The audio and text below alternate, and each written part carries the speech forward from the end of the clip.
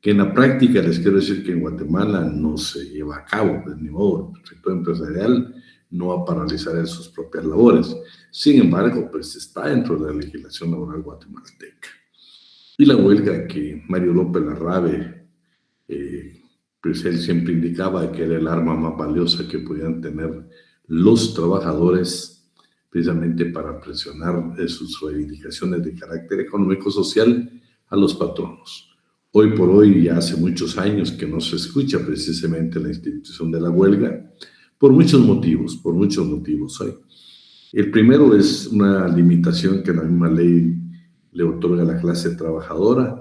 Imagínense, dice que ya para estallar en huelga, para ir a la huelga, debe de apoyar la mitad más uno de la totalidad de trabajadores de la empresa, no únicamente los sindicalizados. Entonces, eso casi es imposible lograr, ¿sí? Y luego, pues vamos a ver qué otros dos requisitos tiene la huelga, lo vamos a ver en su oportunidad. Entonces, hoy vamos a comenzar con un poco de antecedentes y voy a suplicar que siempre nos apoyen. Yo les voy a estar enviando, vamos a ver un resumen y luego les estoy enviando unos anexos que pues usted los tiene que leer para efectos de examen. Entonces, vamos a dar inicio, pues sí. Déjenme ver, ¿dónde estamos? Son los anexos. Entonces, creo que estamos aquí estamos. Entonces, vamos a hablar de algunos antecedentes e instituciones de derecho colectivo. No nos vamos a tener mucho en algunas hoy. Por ejemplo, cuando hablamos nosotros de la comunidad primitiva, pues desde ese momento hasta el día de hoy, pues hemos tenido organizaciones de la clase trabajadora, podemos decir, aunque no es del derecho del trabajo. Acuérdense que el derecho del trabajo nace después de la industrialización, después de terminar el periodo corporativo, las corporaciones de oficio, el sistema feudal. Hasta la industrialización, el inicio del capitalismo, es donde precisamente nosotros vamos a conocer ya la organización de los trabajadores como tal. Entonces tenemos la primera organización, que es la Horda, una organización de la comunidad primitiva nómada que se dedicaban a la recolección de productos, ¿sí? El ser humano pues hubo necesidad de poder sobrevivir y eso lo hizo a través de organizaciones como la Horda. El clan, organización integrada por vínculos familiares con pertenencia de solidaridad social de la etapa de la comunidad primitiva. La tribu, integrada por grupos de clanes, tenían territorios determinados y se identificaban por su cultura y por su idioma. Los colegios romanos, esto es importantísimo, los colegios romanos son los que dan inicio a un tipo de organización, en este caso, pues, de los profesionales, ¿sí? De los profesionales, nace precisamente en Roma. Los colegios pues se consideran que son el antecedente histórico de las corporaciones. Pero también hay otra que se da de origen germánico, que son las guildas, integradas por artesanos religiosos y mercaderes. Eran organizaciones no defensa de la clase trabajadora, sino defensa de intereses de grupos, ¿sí? Déjenme ver. De intereses de grupos, ¿sí? Luego tenemos las corporaciones, que este sí es el antecedente histórico de la coalición de trabajadores, de las mutualistas y posteriormente de los sindicatos. Las corporaciones, pues, parte del sistema feudal, integrada por maestros, compañeros, oficiales y aprendices.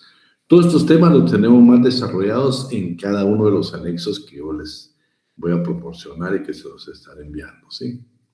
Ahí estamos. Fíjense que ya después de que desaparecen van desapareciendo, el sistema feudal va desapareciendo, aparece la fábrica, aparece la máquina de vapor, aparece la industrialización. Es normal. Lo que trataron precisamente en ese sistema, en la transición del sistema feudal para el sistema capitalista o el sistema de industrialización, fue decir, bueno, señores, olvidémonos del sistema feudal. Aquí ya no olvidemos del señor feudal. Aquí les ofrecemos nosotros que ahora, precisamente por la evolución que ha tenido la humanidad, entonces nosotros necesitamos tener ya las primeras fábricas, bueno, comenzaron a hacer las fábricas. Pero es normal, las excesivas jornadas de trabajo, los salarios miserables, la explotación de niños, de mujeres, pues eso llega a un tipo de organización por la clase de trabajadores. ¿Sí? Los trabajadores tienen que organizarse. Primero, el sistema como tal, o sea, el sistema capitalista, el sistema de industrialización, dice, señores, necesitamos abolir, necesitamos destruir por completo el sistema feudal, o sea, el sistema de corporaciones. ¿Sí? Solo déjenme ver. Es que no estoy proyectando. ¿Me ibas a decir algo, Marta Liliana Contreras? Sí, buenas tardes. Eso precisamente le iba a decir que no se estaba viendo en la pantalla el documento. Y fíjense que no le iba a hacer porque como no sabemos cómo hacer los exámenes, pero bueno, y lo tenemos que hacer para podernos entender, si no, no vamos a entender.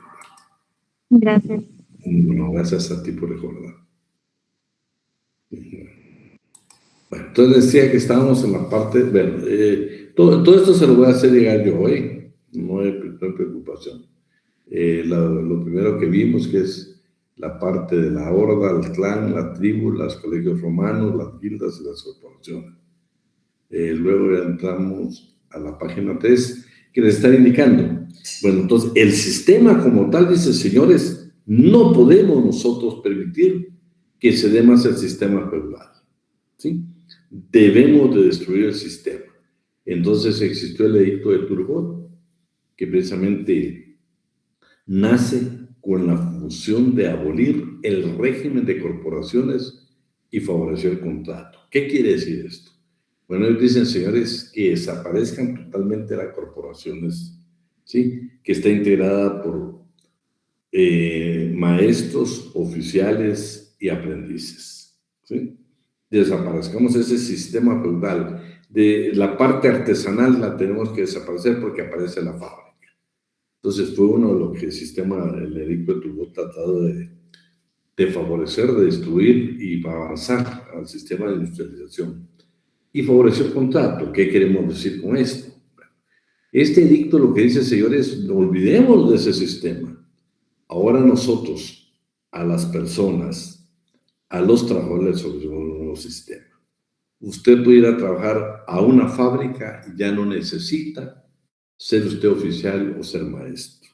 No necesita estar bajo el régimen de un señor feudal.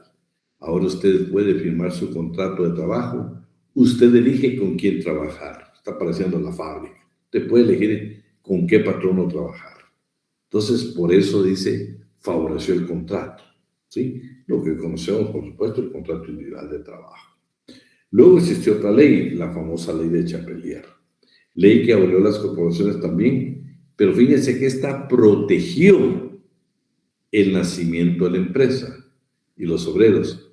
También se aplicó para evitar la coalición o asociación de trabajadores. Bueno, ya estamos en el sistema de industrialización. El trabajador, por la misma explotación que tenía, necesita precisamente coaligarse para defender sus derechos. Y esta ley de Chapelier fue sumamente dura con ellos, una ley muy fuerte con ellos. Quiero decirles que el Código Penal de Francia también fue severa en penas precisamente a los trabajadores que trataban de reunirse o coaligarse. Prohibían prácticamente cualquier tipo de coalición, cualquier tipo de asociación de la clase trabajadora. Todo es evolutivo, todo es evolutivo. Vamos a ver más adelante qué pasa. Estas leyes fueron derogadas, pero los trabajadores necesitaban nuevamente organizarse.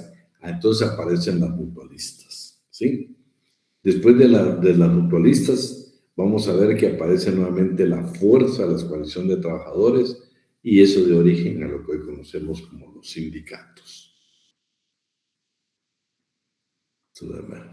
Fíjense que después de estas dos leyes, bueno, son 4 leyes las que vamos a ver de acuerdo a los anexos. Miren qué interesante. El movimiento sigue. Primero un sistema, un señor feudal y los que están integrados en las corporaciones, los maestros, los oficiales y los aprendices, tomaron posiciones bien drásticas. Fíjense que aparece un movimiento, pues, por supuesto, el nombre lo dice, tenía un líder, el movimiento ludismo, un movimiento obrero que trató de impedir la introducción de la máquina en la producción, especialmente en los textiles.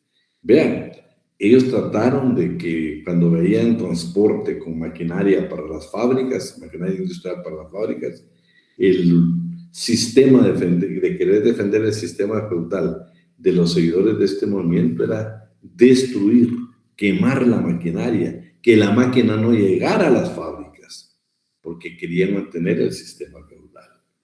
El cartismo, este es importante, esta corriente que tenía como objetivo principal la incorporación de los obreros al Estado, nace con las famosas cartas del pueblo dirigidas al Parlamento británico, solicitando el sufragio universal. Vean, esto es histórico. En Inglaterra, por ejemplo, que fue donde se dio este sistema, lo que tratan es de que los obreros se comienzan a enviar cartas al Parlamento británico y le dicen, señores, no es posible, tenemos derecho al sufragio universal.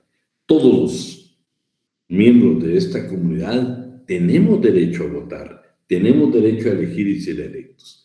Porque cuando usted lee la historia, en ese entonces, por ejemplo, participaban los que eran dueños de fábricas o tenían algún tipo de establecimiento. O sea, usted tenía que ser prácticamente parte de un sistema de producción para tener derecho a un voto, para tener derecho a elegir y ser electo. Estas cartas al final surgen su efecto, surgen su efecto. Y ya se incorporan trabajadores, se incorporan obreros al Parlamento británico. Es el nacimiento prácticamente del famoso Partido Laborista en Inglaterra, que hasta el día de hoy no sé si hace gobierno, pero recientemente pues, ha hecho gobierno, sigue existiendo. Miren la importancia de ese cartismo, la importancia de decir esta clase de trabajadores, bueno, necesitamos ser oídos. ¿Cómo hacemos? Bueno, hagámoslo a través de cartas suplicándole al Parlamento británico que nos deje el sufragio, que nos permita elegir y ser electos, porque no se podía si no tenías o eras propietario de un establecimiento. Los sindicatos. El sindicato nace precisamente en Inglaterra, en la MENA, en la fabricación de textiles. Vamos a ver dónde nace, ¿sí? Pero antes de los sindicatos existieron las sociedades mutualistas. Las sociedades mutualistas fueron interesantes porque, por ejemplo, vamos a ver que aquí en Guatemala hubieron entidades mutualistas antes de formarse la coalición de trabajadores y posteriormente los sindicatos. Pero lo interesante es de que los sindicatos nacen en la industrialización en Inglaterra. Vamos a ver que el primer sindicato en el mundo precisamente sale de la fábrica de textiles en Inglaterra. Sindicatos. Primer sindicato en el mundo, 1829, fue precisamente con los trabajadores de la industria del algodón en Inglaterra. Ahí nace por primera vez el primer sindicato, En Guatemala, nos interesa, pues es nuestro país, es el país que tanto amamos. El primer sindicato, vean, pues, cuando uno lee la historia, que por cierto, no nos faltó, no sé si Sofía estará por ahí. ¿Estarás por ahí, Sofía Fernández? No se nos fue Sofía. Bueno, decirles que, por ejemplo, el primer sindicato en Guatemala era precisamente de la United Fruit Company, ahora pues su nombre. ¿Sí? ¿Estás por ahí, Sofía? Sí, Lick. Permíteme. Bueno, primero quiero decirles de que se me olvidó, no estoy tan emocionado de dar clases. Les quiero decir que Sofía Fernández es la asistente de nosotros, ella pues nos apoya en todo, es con ella la que ustedes se comunican en el grupo que tenemos, que ya está habilitado, y Sofía pues va a ser de mucho apoyo, no solo para nosotros, sino también para ustedes, ella va a estar pendiente. Yo le llamo asistente, ella quiere que, o no, es preferible ser auxiliar de cátedra. No, asistente se ve más bonito, más profesional, Sofía. Sofía no sé si puedes publicarme ahí, Mario López Larrabe. Sí, Lick, ahorita se lo comparto.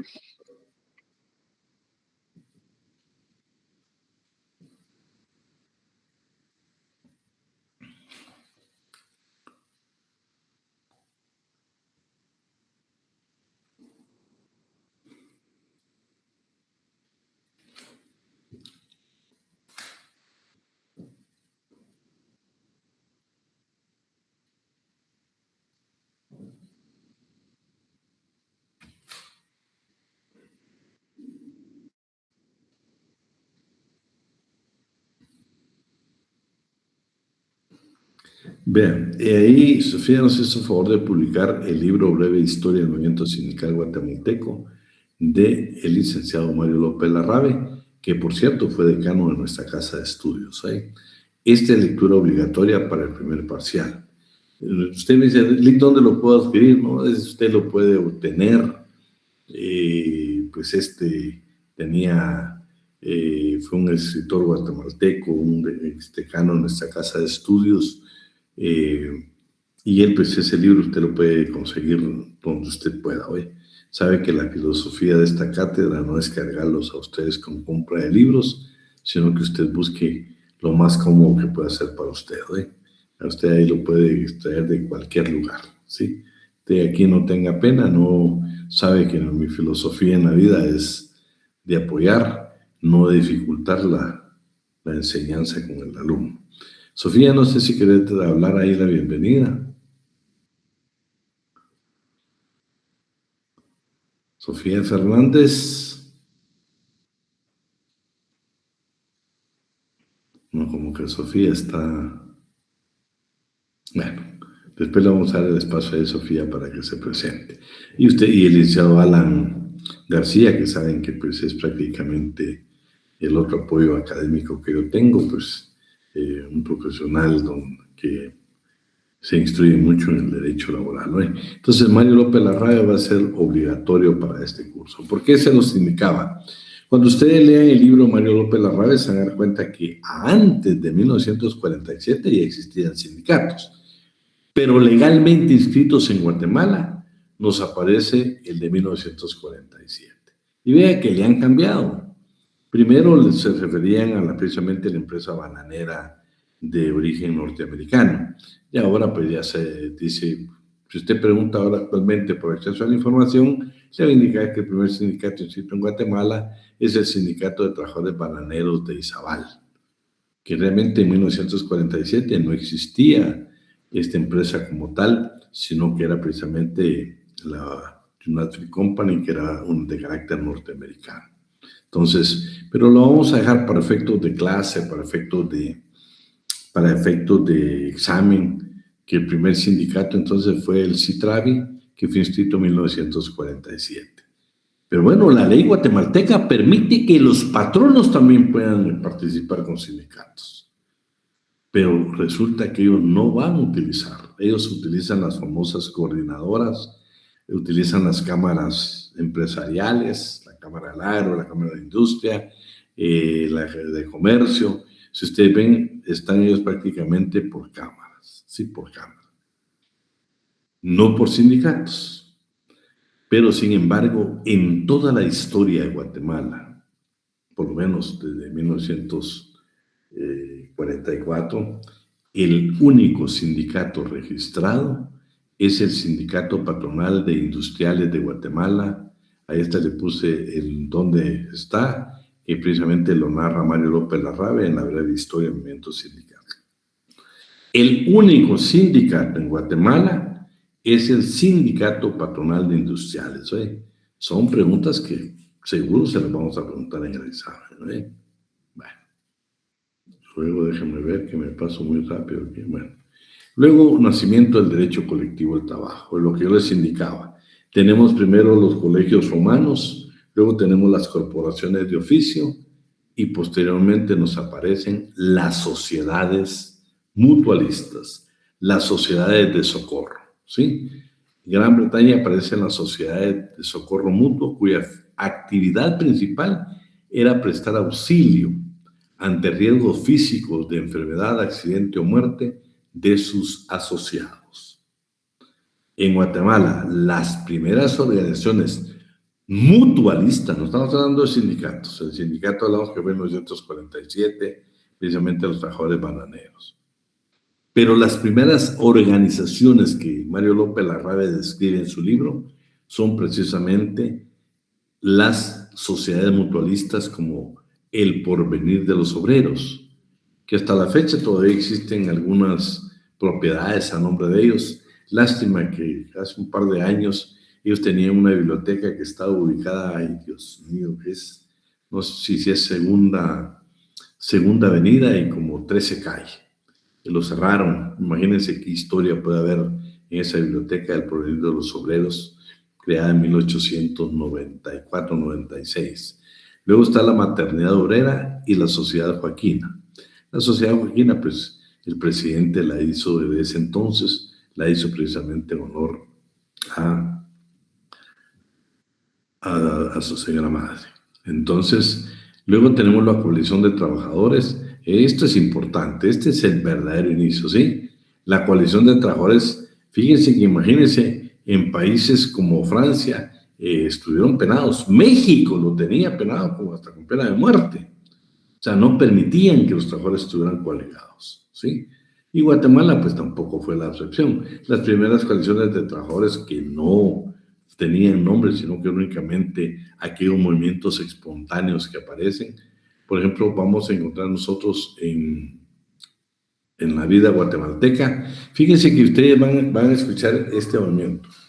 La ley permite que el planteamiento de conflictos de carácter económico-social los pueden plantear los sindicatos a través de la discusión de pactos colectivos de condiciones de trabajo, pero también permite que trabajadores coaligados puedan presentar un conflicto de carácter económico-social, un pliego de peticiones.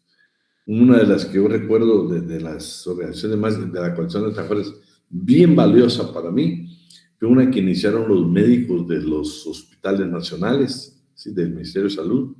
Vean, no estamos hablando del sindicato. Aquí fueron trabajadores coaligados. Dijeron, señores, tanto problema con los sindicatos. No, nosotros los trabajadores coaligados no pertenecemos a ningún sindicato. Hicieron un planteamiento y lograron precisamente su objetivo. Entonces, y posteriormente, pues ya hablamos del primer sindicato, 1947, el de los bananeros. La importancia del estudio del derecho. Pues eso creo que se lo voy a dejar para que usted lo lea ahí en forma muy, muy personal y muy detenidamente. Sí, bueno. Ahora las definiciones del derecho colectivo del trabajo. No sé quién nos pudiera apoyar ahí. ¿Quién nos colabora? Va, entonces solo miremos, si querés, solo miremos los dos primeros. Y a los otros, pero usted lo lee en casa. Los dos primeros definiciones. Muy bien, licenciado. Buenas tardes.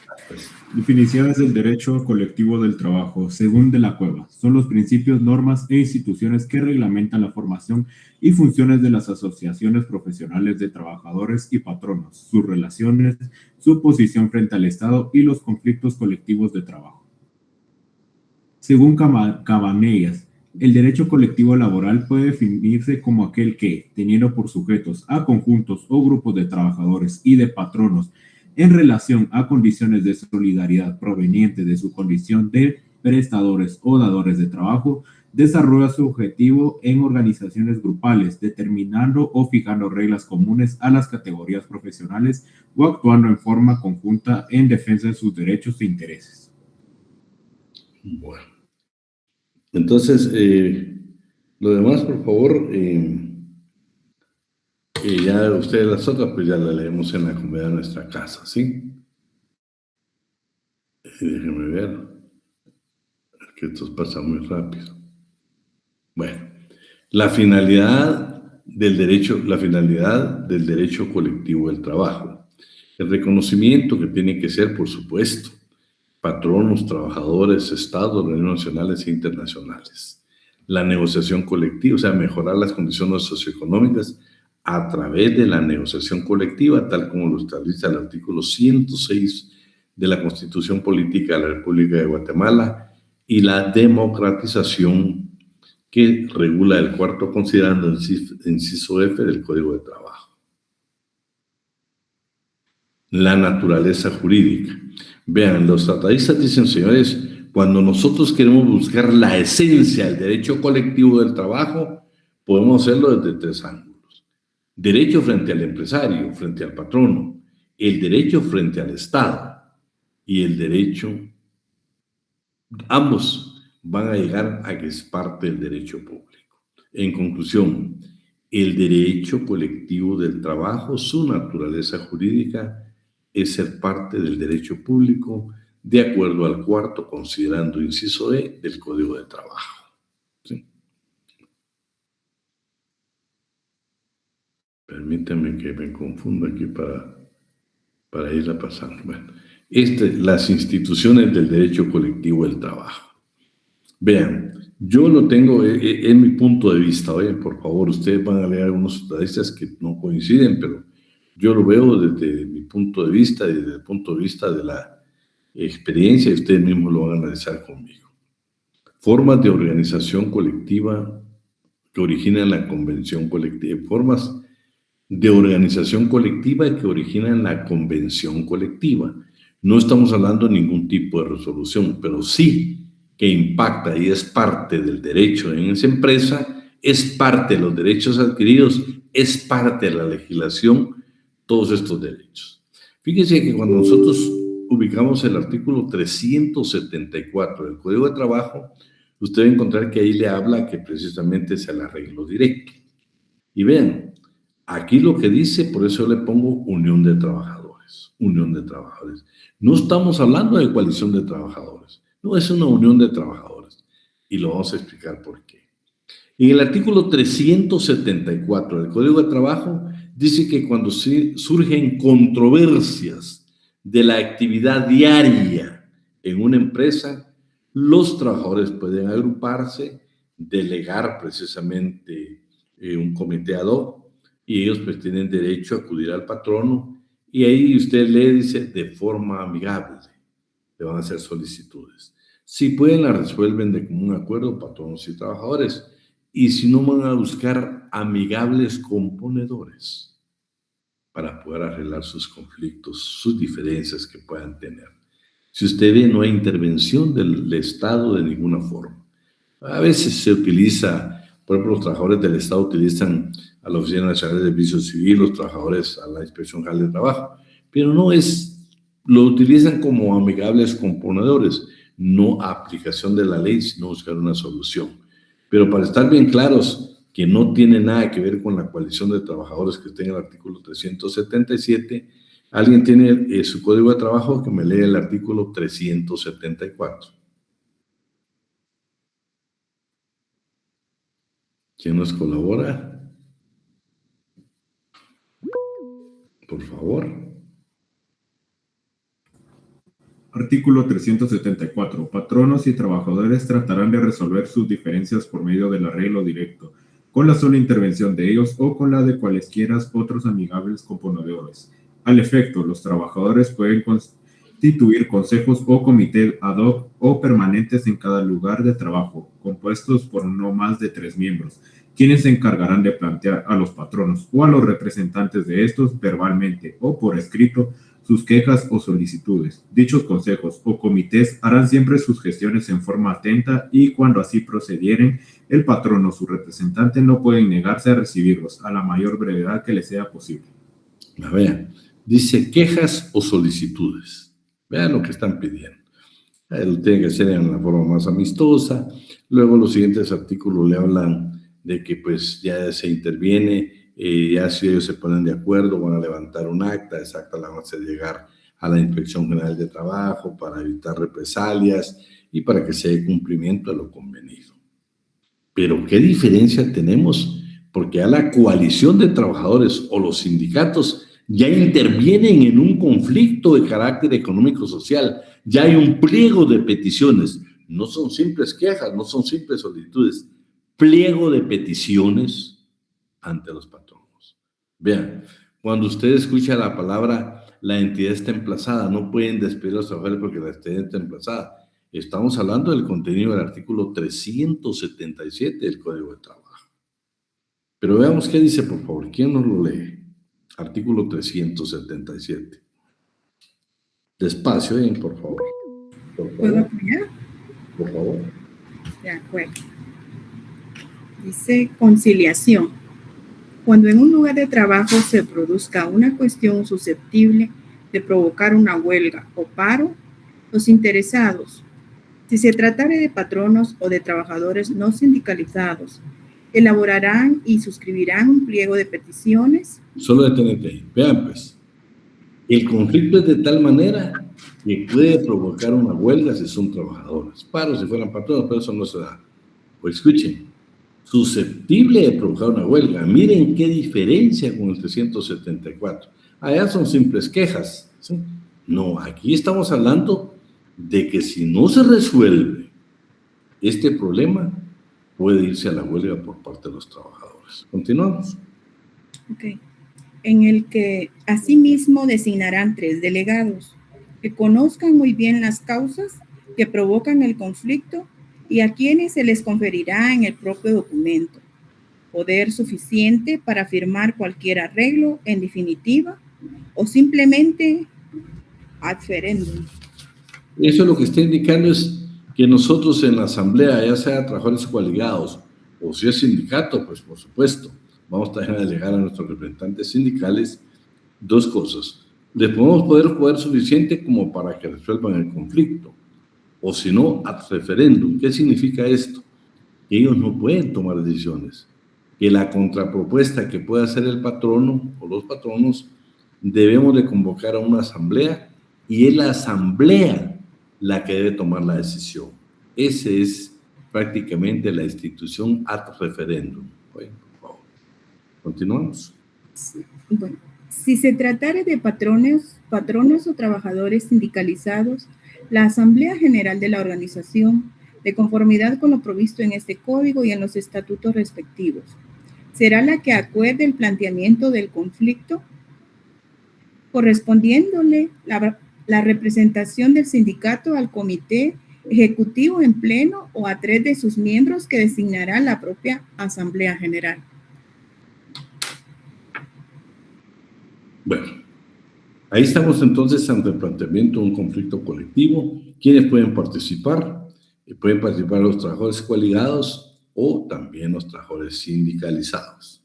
Sindicalizados a través del sindicato, a través del comité ejecutivo, con sus delegados.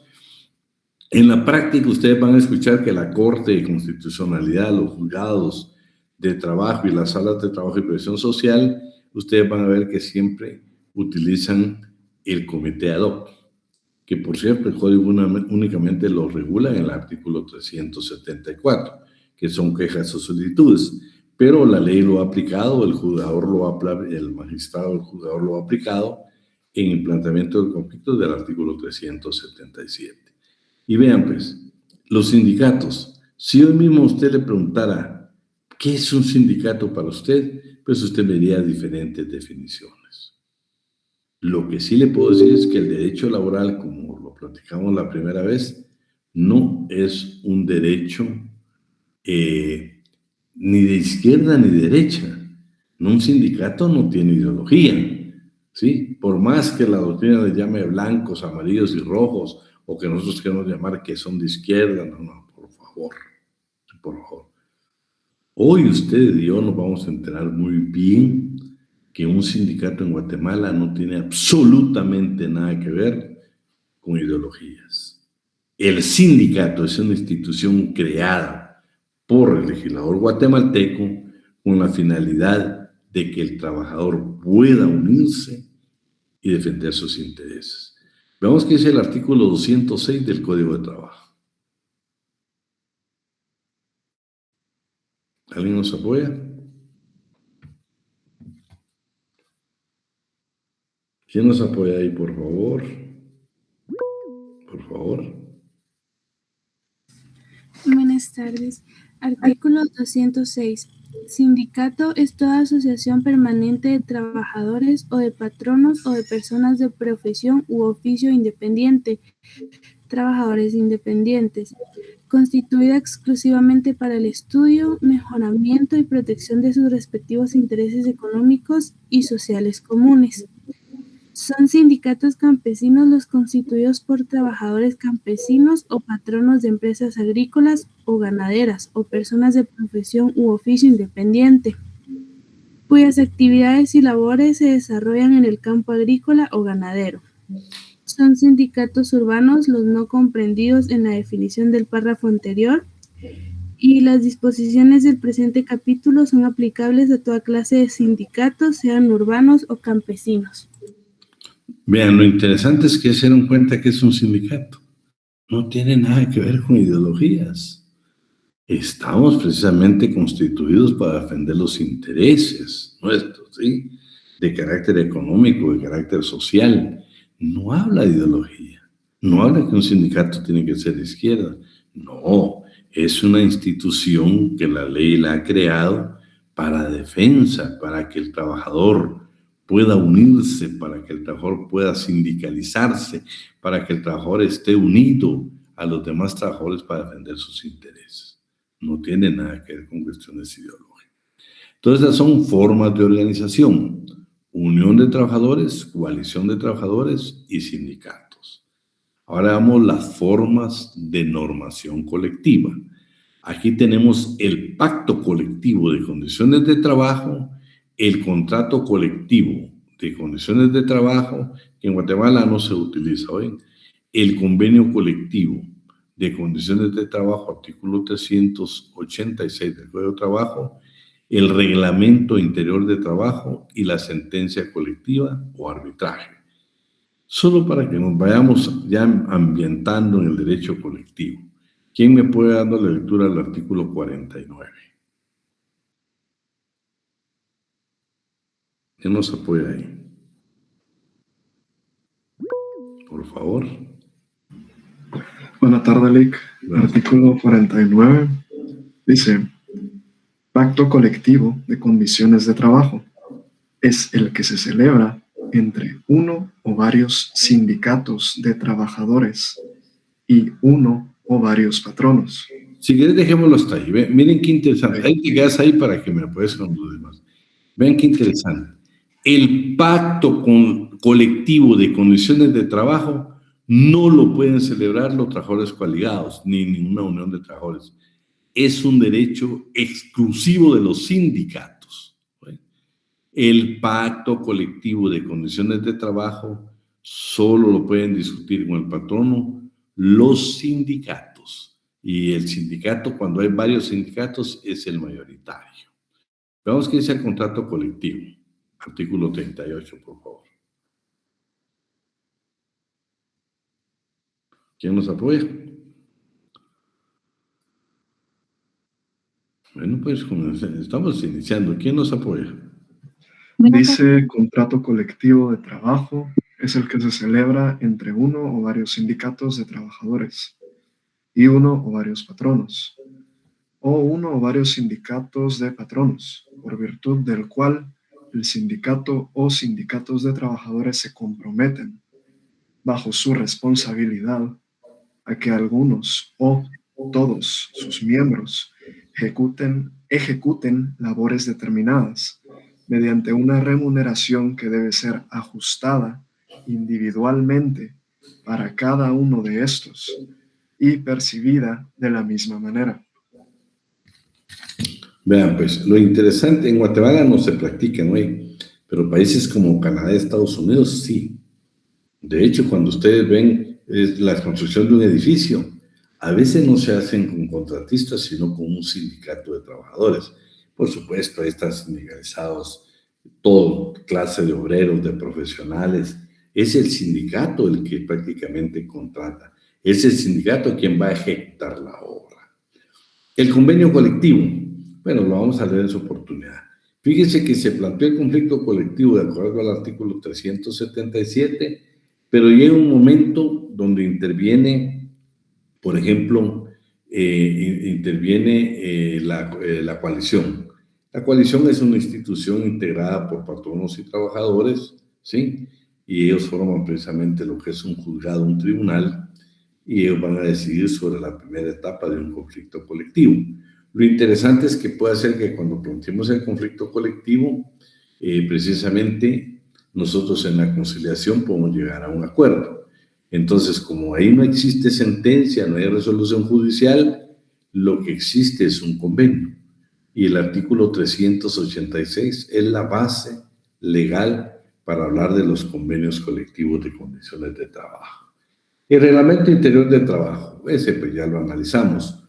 Todo trabajador que ocupe permanentemente más de 10 trabajadores tiene la obligación de elaborar el reglamento interior de trabajo.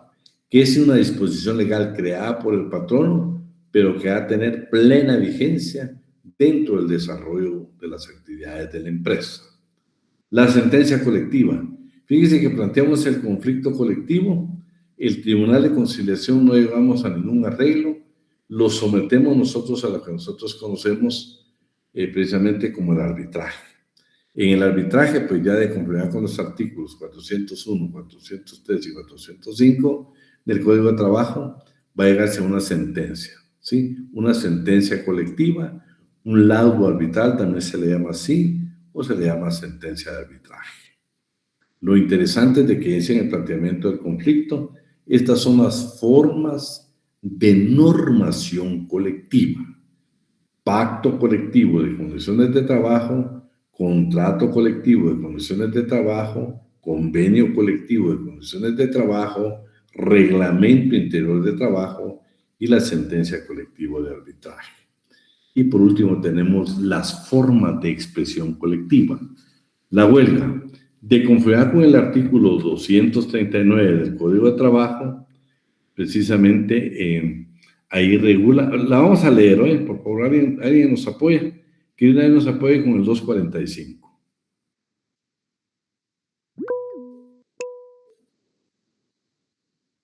Por favor. Artículo 239. Huelga legal es la suspensión y abandono temporal del trabajo en una empresa, acordados, ejecutados y mantenidos pacíficamente por un grupo de 3 o más trabajadores, previo cumplimiento de los requisitos que establece el artículo 241, con el exclusivo propósito de... Bueno, la huelga la pueden llevar más de 3, bueno, hasta habla de un número, miren, número de trabajadores. Pero si se dan cuenta, la huelga es una institución directamente de la clase trabajadora. No vaya usted ahorita mismo que usted dice, hay paros en la avenida Petapa por lo de la gasolina. Ese no es un paro, tampoco es una huelga. Esa es una medida de hecho que toma la población. Pero no confundamos. La huelga está regulada en el artículo 239 y debe de cumplir con los requisitos del 241. No es simplemente una huelga. Debe de cumplir con requisitos para que se constituya en huelga. Ya en su oportunidad vamos a ver que hay huelga legal, hay huelga ilegal, ilegítima. Todo eso lo vamos a ver en su oportunidad. Veamos hoy el 245, que es el paro.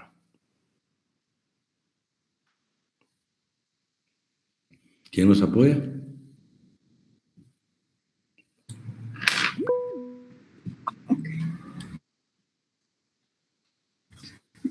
Artículo 245. Paro legal es la suspensión y abandono temporal del trabajo, ordenados y mantenidos por uno o más patronos.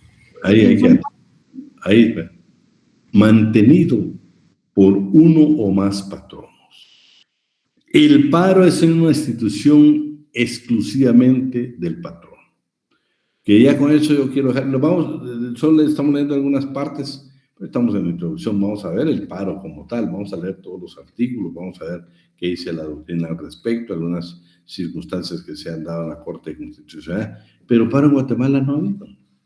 Fíjense que la única vez que yo vi como medida de hecha, no como paro, se recuerdan que en una campaña, antes de una campaña política, pues alguien fue vilmente asesinado y ese día pues parte del sector empresarial hasta se vistieron de blanco para iniciar un paro que precisamente fue en la Avenida de las Américas, pero ese no era un paro, esa era una medida de hecho por inconformidad de la investigación o de las circunstancias que se dieron ese asesinato.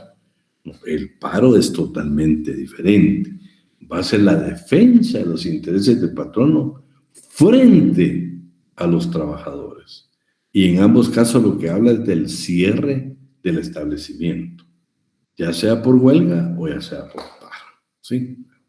Vamos a ir ahí despacio, Aquí con esto pues ya terminaríamos esta parte. Déjame ver eso. Dime. Licenciado, yo quería aprovechar para, más que una pregunta, es pedirle su opinión, su análisis respecto a lo que ocurrió en la Roosevelt con los taxistas que mencionaba antes. porque por un lado es verdad que fue más, como usted decía, que una manifestación de hecho, no fue una huelga como tal, pero tiene muchos matices también, ¿va? Por el hecho de que son taxis piratas y lo que estaban pidiendo no era como un derecho laboral como tal, era más un subsidio, bueno, en general, ¿no? Como pedirle su opinión de qué fue eso, si se actuó de manera correcta, si ellos tenían razón o no. Bueno, fíjate que Oliver ahí, pues, no, yo quisiera extenderte mi opinión. Mi consejo en la vida, yo lo que he recorrido, lo que les puedo decir son dos cosas. Muchas veces nosotros, pues, por supuesto, a nadie nos va a gustar la injusticia, bueno, a nadie. Yo lo que veo acá son circunstancias a veces de intereses y a veces, pues, un reclamo lógico. Yo les puedo decir, pero esto no, en Guatemala no es ahorita en el 2026. No, hemos tenido en toda la época, yo en mis 67 años de vida, lo que yo recuerdo, les puedo hablar, he visto todo tipo de manifestación, he visto huelgas, ¿oíste? Paros no he visto, porque lo único que yo recuerdo es ese que yo les comenté, de que algún grupo de empresarios se vistieron de blanco para reclamar el esclarecimiento de un asesinato. Huelgas sí las he visto, pero acuérdate que la huelga únicamente incide en la empresa donde se va a llevar a cabo, no incide en general en Guatemala, ¿viste? Por favor, no existe en Guatemala.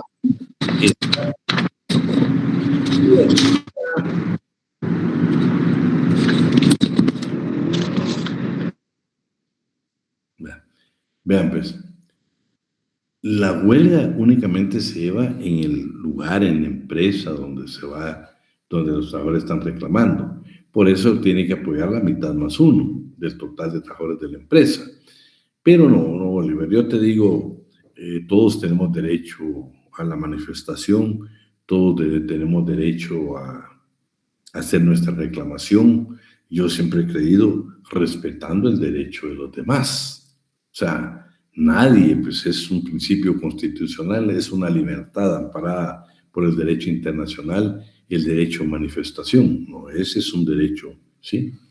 Pero creo que cuando se hace con respeto, cuando se hace con la debida atención, no crear un caos. No, podemos buscar cualquier forma de manifestación. Claro, todo el mundo, todo guatemalteco debe estar inconforme con el precio del alza de los combustibles. Que aquí no nos olvidemos, ¿oye? Aquí hay un sector que es el único que se puede beneficiar del alza del combustible, ¿eh? No es ni el Estado ni somos los guatemaltecos en común. Es un sector empresarial que es el que tiene que ver precisamente con esa alza. Claro, yo te digo, la inconformidad la vemos por todos lados nosotros, pues desde el momento que se dio un subsidio y que no vimos realmente mejoras, hubo un tiempo que pues, sí estuvo a un precio razonable, no al mismo precio que comenzó todo el problema del combustible. Sabemos también que el precio del combustible no lo determina a veces internacionalmente ni Guatemala, ni siquiera participamos en eso, son otros sectores a nivel mundial quienes definen muchas veces el precio del petróleo y sus derivados. No, yo lo que te puedo decir es de que el derecho a manifestación es legítimo, pero yo considero que siempre respetando el derecho de los demás. Porque yo siempre he creído de que tenemos derecho a manifestar, pero imagínate nosotros que nos dedicamos a derecho laboral, muchas veces en la empresa, si hay algún tipo de medida de hecho y no puede llegar temprano, no hay patronos, hay mucho patrono inconsciente de que te quiere cancelar tu contrato de trabajo, que no te va a pagar ese día, que te va a descontar esto, que te va a descontar lo otro, y son circunstancias ajenas a la clase trabajadora. Por eso el respeto, o sea, el derecho a manifestación con el respeto hacia los demás, porque muchas veces nos perjudicamos entre nosotros, los propios habitantes de Guatemala, ¿sí? Un caso que me tiene, y aprovechando de que ve que eso es un poco analítico, Oliver, me está llamando mucho la atención el caso de la mujer que murió, creo que fue en el área de Quiché, donde una empresa instaló unos postes de cable de luz para llevar precisamente luz a alguna aldea, y ahí pues ella fue víctima, creo que al final pues fue un asesinato, pues una violencia en contra de la señora.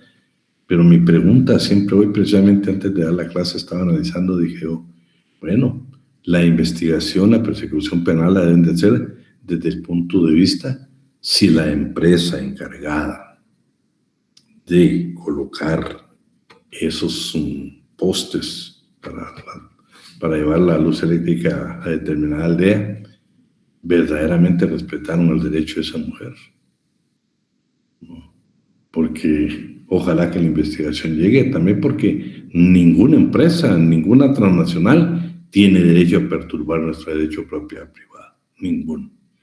Y estoy de acuerdo con el derecho colectivo. Yo te digo, llevar desarrollo a una comunidad es una gran bendición, pero quien nos va a proporcionar el servicio, si es el Estado, la municipalidad o cualquier empresa de carácter privado, debe respetar el derecho a la propiedad privada. El derecho laboral lo vamos a ir viendo, es hermoso. Ahorita que vamos a hacer el derecho colectivo, vamos a ver algunos planteamientos ya resueltos por la propia Corte de Constitucionalidad. Hoy mismo nosotros en la oficina llevamos un caso de previsión social que es un caso único en Guatemala. No ha habido ninguno. Estamos ahorita nosotros en una de las etapas más primordiales discutiendo un punto de derecho, pero lo vamos a platicar en su oportunidad. Entonces vean pues, para todo lo que hablamos hoy, ¿sí? Yo diría, en el anexo 1, pues yo les dejo aquí este documento donde está lo que es el clan. Le subrayé para mí o le dejé de un color diferente o le pusimos ahí color amarillo para que usted, pues, lo ideal es que usted lo lea si puede. Yo traté de sacar resúmenes del clan, los colegios romanos. Estamos con las guildas. Estamos que se hicieron 3 clases de guildas, de artesanos, de mercaderes, si hubieran religiosas o sociales. ¿Se dan cuenta ustedes de que mucha parte de la previsión social que nosotros tenemos aparecieron en las mutualistas o en este tipo de guildas o de colegios romanos? También tenemos las cofradías, estos sistemas que toman el sistema español. Tenemos los gremios o corporaciones, que este fue el sistema de organización de la clase trabajadora en el sistema feudal, ¿sí? Está su estructura, pues todo eso yo se lo subrayé, cuáles son los fines, el reglamento de trabajo en las corporaciones, lo de las corporaciones. Van a hacer cuenta de ustedes cómo los estatutos guardaron precisamente porque fueran lo que producían estos artesanos fueran de buena calidad. Todo eso, pues yo se lo dejo ahí nada más porque lo vamos para efectos de examen yo se lo voy a enviar hoy. El tránsito de las corporaciones de oficio a sindicatos, claro. Este tratadista habla de las corporaciones de oficio a sindicatos. No, con lo que hoy vi yo le puedo decir, nacieron primero los colegios romanos, luego las corporaciones de oficios, luego las guildas, luego aparecieron las mutualistas, luego la coalición de trabajadores y después se llegó a sindicatos. No fue un paso del sistema feudal a sindicatos, de corporaciones de oficio a sindicatos. No, existió todo un proceso, todo un proceso. Pero me interesa que veamos lo que dicen algunos tratadistas. Estas 2 leyes que ya las vimos hoy. Van a ver cómo en estas leyes también vamos a encontrar el sistema francés fue muy crítico, muy severo con la coalición de trabajadores, con la coalición de trabajadores. Solo déjame ver, bueno, aquí estaríamos con este. Así, este sí no lo hemos visto. Fíjense que la primera huelga documentada, la primera huelga que usted encuentre en cualquier libro, en internet, donde sea, es precisamente en la construcción de la tumba de Ramsés III, el Valle de los Reyes. Fíjense ustedes de que en la construcción acá se utilizaron artesanos, pero vean, no eran artesanos que se les pagaba en moneda, no, se les pagaba en producto, se les pagaba precisamente, el salario nunca fue un salario como tal, sino era un salario alimenticio, o sea, lo que recibían ellos era precisamente víveres para poder sobrevivir.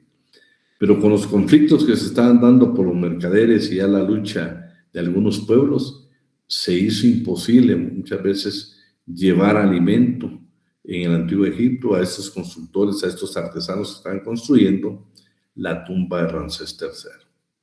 Y ahí la necesidad, el hambre y la sed los hizo suspender sus labores, los hizo ir a una huelga, ya no podían más.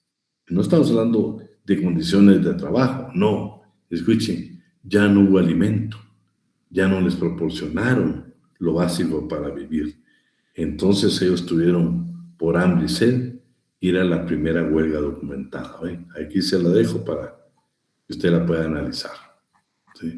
Ese sería el otro anexo, que ese sí no lo tenemos hoy. Déjenme ver ahora, vamos por otros anexos que tenemos, el 3.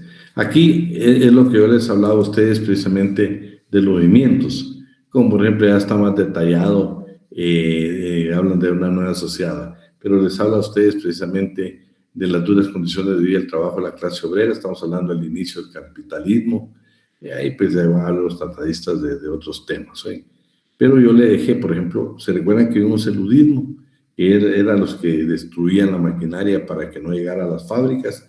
Acá está inclusive cómo terminó precisamente, cómo fue decapitado el líder de este movimiento, ¿sí?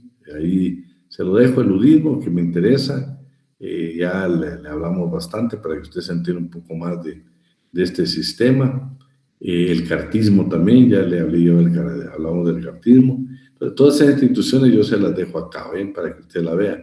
Hay un socialismo utópico, Cuando nosotros hablamos de socialismo, no crean que el socialismo es como un solo socialismo. No, hay clases de socialismo, Hay países como Alemania que tuvieron un socialismo diferente a lo que nosotros podemos tener en la mente, ¿sí?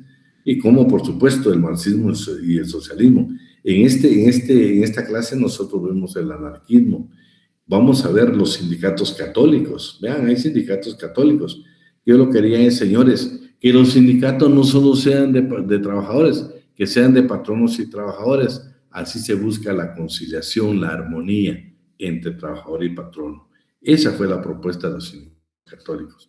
La primera internacional, donde ustedes escuchan a Carlos Marr, precisamente cuando está hablando de esta Asociación Internacional del Trabajo, ¿sí? Y se lo dejo, está la Comuna de París. Fíjense que este es interesante. El primer gobierno obrero, no estamos hablando de socialismo, el primer gobierno obrero, o sea, donde los trabajadores tomaron el poder, fue en la Comuna de París, y que precisamente solo tardó de marzo a mayo, y pues luego fueron derrocados. Pero lo que les quiero decir es que la Comuna de París es un movimiento obrero que hizo gobierno marzo, abril, mayo, 3 meses precisamente en París. Y luego los partidos socialistas nacionales y la evolución del anarquismo, se los dejo pues porque hay que leer la Segunda Internacional, ¿sí? Y cuando tengamos nosotros que ver, por ejemplo, las primeras huelgas a nivel, las 4 grandes huelgas que cambiaron la historia del mundo, ahí vamos a ver como países socialistas como el de Polonia, por ejemplo, cómo la clase trabajadora lo destruyó, porque aparentemente era algo relacionado con, con un movimiento obrero. Era un país socialista, miembro, en ese entonces existía estaba la Unión Soviética, cómo se destruyó, como en 1980, cómo Lech Walesa, un líder precisamente, llegó. Y vamos a ver hoy, cuando la veamos, cómo 2 principios fundamentales de la Organización Internacional del Trabajo, gobiernos de carácter comunista o socialista, incumplieron con derechos históricos de la clase trabajadora. Cómo la clase trabajadora se unió para destruir un sistema socialista y decir, señores, queremos una democracia. Queremos separarnos de la Unión Soviética, iniciar nuestro propio movimiento, y así lo hicieron, Eso fue un cambio trascendental en la historia. Por eso le decía, muchos piensan que el derecho del trabajo tiene precisamente, porque se habla de Carlos Marx, se habla del comunismo. No, es interesante que nosotros tengamos conocimientos, todas estas teorías, para que no nos confundan, ¿sí? Yo en lo personal, para mí, para mí, como Adán Ortiz, hoy en el mundo no existe ni derecha ni izquierda. No, hombre. Y se lo voy a poner simple. Si yo le pregunto a usted qué es Rusia ahorita, es comunista. ¿Qué tiene de comunista un país que en tiempos de pandemia se convirtió en imperialista vendiendo una vacuna a todo el mundo? No tiene nada de socialista. Ya son capitalistas, ¿sí? Entonces, no, yo no veo realmente, yo les digo, sistemas fracasados como el de Cuba, ¿va? Pues puede ser, hay muchos seguidores del sistema cubano. No, las teorías posiblemente son hermosas, pero como los hombres destruyen todo, ¿sí? Hoy por hoy saben ustedes que Cuba, pues los problemas económicos de Cuba son increíbles, ¿va? Pero bueno, la caída de la Unión Soviética es la mejor forma de decir de que tampoco el socialismo era la siguiente etapa de la historia. Hoy por hoy nosotros tenemos que entender como guatemaltecos vivimos en un sistema y este es el sistema que como abogados nosotros debemos de respetar. Bueno, también para fines académicos también le dejamos este otro libro. Miren, pues aquí nos habla de leyes, unas que fueron represivas en contra de la clase trabajadora y otras que derogaron precisamente, ¿sí? Que precisamente dijeron, señores, no podemos nosotros reprimir a la clase trabajadora. Entonces derogaron las leyes que precisamente estaban con fines de presionar a la clase trabajadora, ¿oye? Y por último, creo que tengo esta que es la que me interesaba. Fíjense ustedes que entre todos los movimientos, el movimiento que también está haciendo pregunta de examen, dentro de todos los movimientos que existieron, existió un movimiento de mujeres en un beneficio del café. Yo dejé, pues usted encuentra esta historia, la encuentra, hay cambios de fecha dependiendo de los autores, vamos a encontrar de todo. Yo preferí para fines académicos extraer esta parte de un diario independiente, el Imparcial. Hace muchos años desapareció, pero era un periódico así como Prensa Libre, como los demás periódicos que ustedes ven ahora. El Imparcial era de venta también en Guatemala como estos periódicos.